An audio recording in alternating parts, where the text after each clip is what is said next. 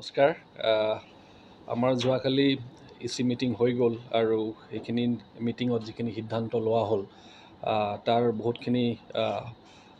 Part আমাৰ অৰূপ দে ডাঙৰীয়া one of the স্পক্স person বা আমাৰ অনাৰেবল EM তেখেতে কৈ গ'ল। এতিয়া মই কেইটামান কথা আপোনালোকৰ সন্মুখত দাঙি ধৰিব বিচাৰিছোঁ। স্পেচিফিকেলি কেইটামান ক্লিয়াৰিফিকেশ্যন আছে। এটাটো হ'ল যে যোৱা বছৰ আমি CEM Super 50 বুলি আৰম্ভ কৰিছিলোঁ, বিশেষকৈ ইঞ্জিনিয়াৰিং আৰু UPSCৰ কাৰণে। তো এইখিনি কথাই আপোনালোকক জনাব বিচাৰিছোঁ যে এই বছৰৰ পৰা যিহেতু আমাৰ 31 মাৰ্চটো আমাৰ বডোফা UN ব্ৰহ্মৰ জন্ম দিৱস হিচাপে আমি পালন কৰি আছোঁ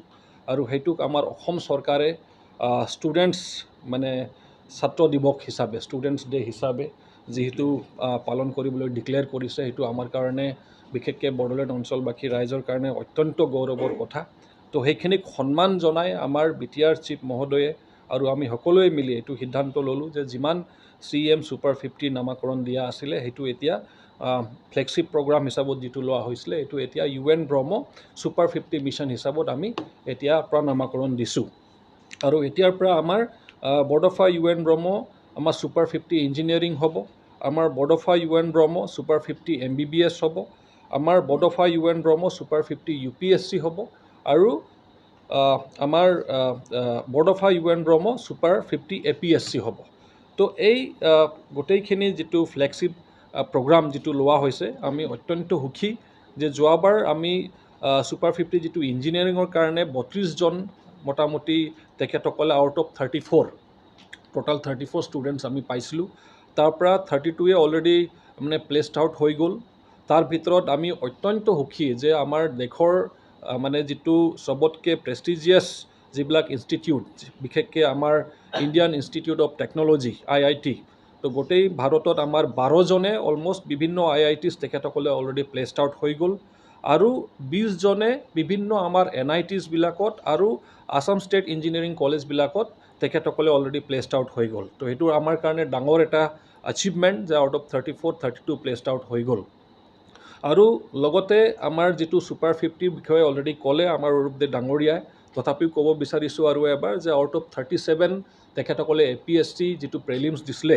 তাৰ পৰা 27এ আমাৰ অলৰেডি ক্লিয়াৰ কৰিছে প্ৰেলিমছটো। তো সেইটো আমাৰ কাৰণে অত্যন্ত গৌৰৱৰ কথা। এই বছৰৰ পৰা আমি যিহেতু আকৌ আমি Super 50 MBBS যিটো ফ্লেগশ্বিপ প্ৰগ্ৰাম সেইটো লঞ্চ কৰিছোঁ। তো তাতে আমাৰ 50জন অলৰেডি ষ্টুডেণ্ট আছে, অলৰেডি কোৰ্চ আৰম্ভ হৈ গ'ল। LN কেৰিয়াৰ কোচিং ইনষ্টিটিউট যিটো আমাৰ গুৱাহাটীত বেছড, তো তাতে তেখেতসকলে অলৰেডি কোচিং আৰম্ভ কৰি দিছে। আৰু লগতে আমাৰ যিটো তাতেও 50জন দিয়া হ'ব, চিলেকশ্যন ক্ৰাইটেৰিয়া অলমষ্ট এইকেইদিনত ফিল আপ হৈ যাব, তেতিয়া তেখেতসকলে কণ্টিনিউ কৰিব আমাৰ অসমতেই। আৰু লগতে যিটো Super 50 UPSC, এতিয়া আমি এই বছৰ যিটো আউটকাম বা ৰিজাল্ট চালোঁ তাতে আউট অফ টপ 10 মানে 7জনে মানে তেখেতসকলে তেখেতসকলে পাছ আউট কৰিলে বা ক্লিয়াৰ কৰিলে তেখেতসকলৰ UPSC এক্সামখিনি। তো এইটো হৈছে আমাৰ Bajirao and Reddy coaching institute. তো সেই Bajirao and Reddy coaching institute new দিল্লীত সেইটো আউট অফ মানে যিমান টপ 10 পাইছে তাৰ ভিতৰত 7জনেই আমাৰ বাজিৰাও এণ্ড ৰেড্ডি কোচিং ইনষ্টিটিউটৰ পৰা তেখেতসকলে মানে ক্লিয়াৰ কৰিল UPSC এক্সামটো। সেইকাৰণে আমি এইখন ইনষ্টিটিউটক এইবাৰ ছিলেক্ট কৰিছোঁ। এইবাৰ যিমান 50জন ছিলেক্ট কৰা হ'ব UPSCৰ কাৰণে তেখেতসকলে এইখন ইনষ্টিটিউটত যাব।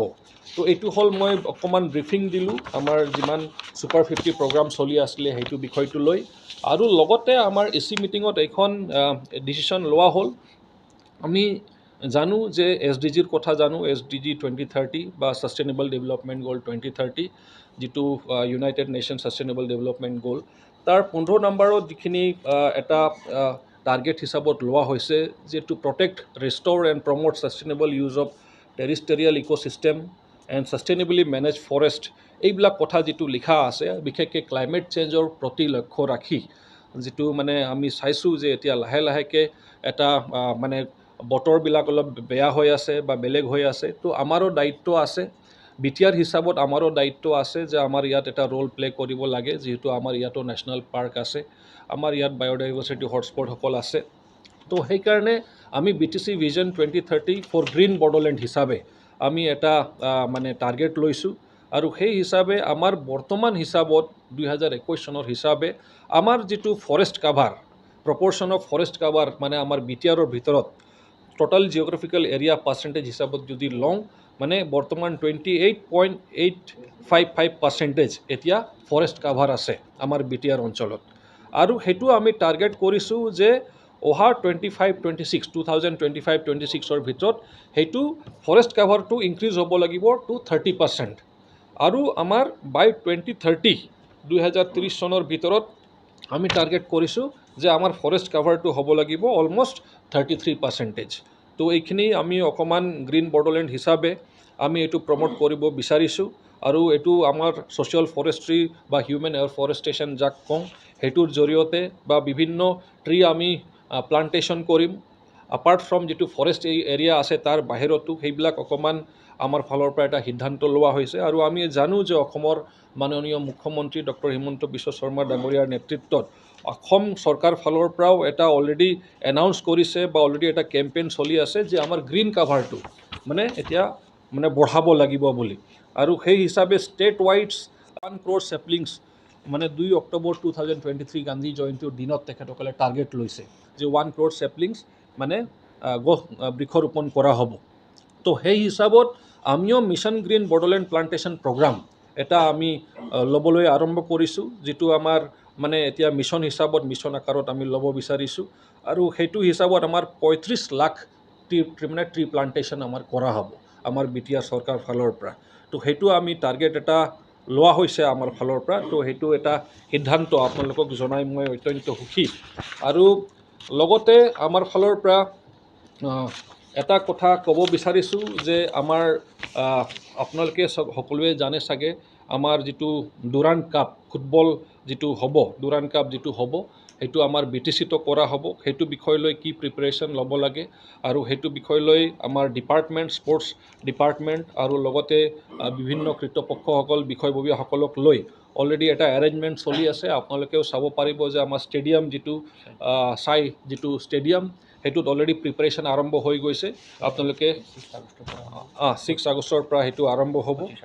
25 আগষ্টলৈকে। তো 6 আগষ্ট টু 25 আগষ্টলৈকে মোটামুটি অলমষ্ট 4 ডিফাৰেণ্ট মানে টীমে ইয়াত অংশগ্ৰহণ কৰিব আৰু আমি গৌৰৱ অনুভৱ কৰিছোঁ যে আমাৰ বড়োলেণ্ড ফুটবল মানে বড়োলেণ্ড FC হিচাপে বড়োলেণ্ড ফুটবল ক্লাব হিচাপে বড়োলেণ্ড FC হিচাপেও আমি তাতে পাৰ্টিচিপেট কৰিবলৈ আমি সুযোগ পাইছোঁ। এইটো আমাৰ কাৰণে গৌৰৱৰ কথা ডিউৰেণ্ড কাপত। তো সেইটো এনাউন্স কৰিও আমি ভাল পাইছোঁ আৰু আমাৰ লাহে লাহেকৈ ফুটবলৰ এটা হাব হৈ আছে বড়োলেণ্ড সেইটো আমি মানে এটা একচেপ্টেঞ্চ পাই আছোঁ। সেইটো আমি গৌৰৱ অনুভৱ কৰিছোঁ। ইউথ ব্ৰিগেডৰ কথা অলৰেডি কৈ গ'ল আৰু আমাৰ অৰূপদেৱ ডাঙৰীয়াই যে 4ৰ পৰা 6জন আমাৰ ইউথ মেম্বাৰ্ছবিলাক ট্ৰেইন আপ কৰা হ'ব ইচ BCDCৰ পৰা আৰু হয় আৰু 2100 টোটাল হ'ব আৰু আমাৰ যিটো আৰ্বান এৰিয়াছ আছে যিটো টাউন এৰিয়াছ আছে তাতে 20ৰ পৰা 25জনকৈ তেখেতসকলক ট্ৰেইন আপ কৰা হ'ব। তো এইবিলাক ক্ষেত্ৰত তেখেতসকলে বিশেষকৈ আমাৰ গ্ৰাছৰুট লেভেলত যিমান কমিটি আছে যেনেকুৱা আমাৰ VCDC আছে আমাৰ টাউন অঞ্চলত মিউনিচিপাল বৰ্ড আছে আমাৰ বিশেষকৈ স্কুল মেনেজমেণ্ট কমিটিবিলাক আছে আমাৰ বিশেষকৈ village health sanitation nutrition committee আছে আমাৰ জন আৰোগ্য সমিতি আছে। তো এইবিলাকৰ ওপৰত তেখেতসকলে ডিজিটেল বা ফাইনেন্সিয়েল লিটাৰেচিৰ কথাটো তেখেতসকলক সহায় কৰিব আৰু লগতে লোকেল যিবিলাক ডেটা আছে আমাৰ যিটো ফেক্টছ এণ্ড ফিগাৰ্ছ আছে সেইবিলাক ডিজিটাইজ কৰিবলৈ তেখেতসকলক সহায় কৰিব আৰু মেইনলি তেখেতসকলে চিটিজেনবিলাকৰ পৰা আমি যি ছাৰ্ভিচ প্ৰভাইড কৰি আছোঁ গভমেণ্ট হিচাপে BTR গভমেণ্ট হিচাপে ফিডবেকো লোৱা হ'ব। তো বহুত কামত এইটো আহিব আমাৰ ইউথ ব্ৰিগেডবিলাকক যিটো আমি ট্ৰেইনিং যিটো দিম স্মাৰ্ট BTR হিচাপে। আৰু চবতকৈ গৌৰৱ কথা সকলোৱে আমি ছ'চিয়েল অডিটৰ কথা কওঁ বা শুনি থাকোঁ কিন্তু প্ৰেক্টিকেল ৰূপত আমি বিশেষকৈ BTR অঞ্চলত কেতিয়াও দেখা পোৱা নাই। কিন্তু এই বেলিত যোৱাকালিৰ মানে EC মিটিঙত এটা বল্ড ষ্টেপ মানে বল্ড এটা ডিচিশ্যন আমাৰ BTR গভমেণ্টে লৈছে যে আমাৰ ইয়াত ছ'চিয়েল অডিট প্ৰগ্ৰাম হ'বই লাগিব আৰু সেই প্ৰগ্ৰামটো অতি শীঘ্ৰে হয়তো আমাৰ নেক্সট জুলাই মাহৰ পৰা এই প্ৰগ্ৰামখিনি আৰম্ভ হ'ব। অডিটটো কিয় লাগে ছ'চিয়েল অডিটটো কিয় লাগে এটাটো হৈছে যে আমি ক'ত এক্সপেন্স কৰিম টকাখিনি ক'ত খৰচা কৰিম কি স্কিম ধৰিম মানুহে ৰাইজক কি স্কিম লাগে সেইটো জেনুইনলি ছিলেকশ্যন হৈছে নে নাই বহুত সেইটো কামত ছ'চিয়েল অডিটে কামত আহিব ছ'চিয়েল অডিটত আমি ধৰিব পাৰিম যে জেনুইনলি স্কিমবিলাক ছিলেকশ্যন হৈছে নে নাই কাৰণ বহুত ক্ষেত্ৰত আমি দেখা পাওঁ স্কিমবিলাক জেনুইনলি ছিলেকশ্যন নহয় দুই এজন মিলি কেইজন মিলি ছিলেকশ্যন কৰে স্কিমবিলাক আৰু তেনেকুৱাই গুচি যায় মানুহৰ দৰকাৰ আছে নে নাই সেই গাঁৱত দৰকাৰ আছে নাই সেইবিলাক এনচিয়'ৰ কৰা নহয় কিন্তু ছ'চিয়েল অডিটৰ জৰিয়তে আমি সেইটো ধৰিব পাৰিম যে আৰু সেইটো আমি ষ্ট্ৰীমলাইন কৰিব পাৰিম লগতে হ'ব ভেৰিফিকেশ্যন অফ এক্সপেণ্ডিচাৰ যে আমি যিমান টকা খৰচা কৰিছোঁ সঁচাকৈ সেই টকাটো পাৰ্পাছফুলি ইউজ হৈছেনে 100% ইউজ হৈছেনে ভালকৈ ইউজ হৈছেনে না ইয়াত কিবা খেলি মেলি আছে ছ'চিয়েল অডিটত আমি সেইটো ধৰিব পাৰিম ইউজফুলনেছ অফ এক্সপেণ্ডিচাৰ আমি যিটো এক্সপেণ্ডিচাৰ কৰিছোঁ সেইটো কিমান ইউজফুল হৈছে কিমান মানে সঁচাকৈ মানে লাভৱান হৈছে সেইটোৰ জৰিয়তে আমাৰ ৰাইজে সেই কথাখিনি আমি জানিব পাৰিম ছ'চিয়েল অডিটৰ জৰিয়তে আমি কোৱালিটি অফ ৱৰ্ক জানিব পাৰিম যে যিটো কাম হৈছে সেইটোৰ কোৱালিটিটো কিমান কম্প্ৰমাইজ কৰা হৈছে নেকি কোৱালিটিত না কিবা তেনেকুৱা মানে যি ধৰণে কাম কৰিব লাগিছিল সেই ধৰণে কাম হৈছেনে নাই আৰু চবতকৈ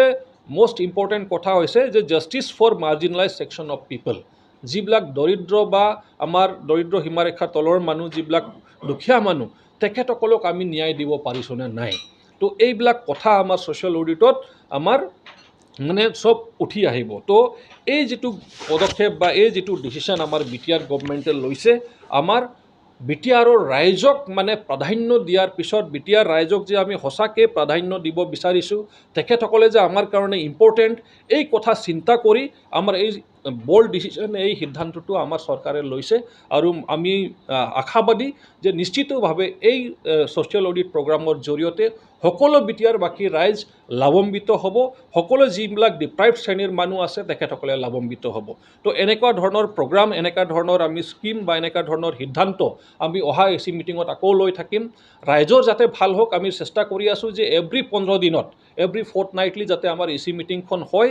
ভাল সিদ্ধান্ত যাতে ৰাইজৰ কাৰণে ল'ব পাৰোঁ আৰু জেনুইন কাম যাতে আমি কৰিব পাৰোঁ আৰু সকলো কামত আমি যাতে ট্ৰান্সপাৰেণ্ট হওঁ সেইটো প্ৰেক্টিকেল ৰূপত যাতে আমি দেখিব পাৰোঁ তো এইবিলাকেই মেইন আপোনালোকক আমি আমাৰ এচি মিটিঙৰ যিটো সিদ্ধান্ত আপোনালোকৰ জৰিয়তে আমি সকলো বিটিআৰ বাকী বা অসমবাসী ৰাইজক আমি জনাব খুজিছোঁ আমি নিশ্চয় আশাবাদী যে ৰাইজে আমাৰ লগত সদায় থাকিব নিজৰ তেখেতসকলৰ কোঅৰ্ডিনেশ্যন ছাপৰ্টত আমি আকৌ ৰাইজৰ কাৰণে বহুত কাম কৰিব বুলি আশা কৰিছোঁ ধন্যবাদ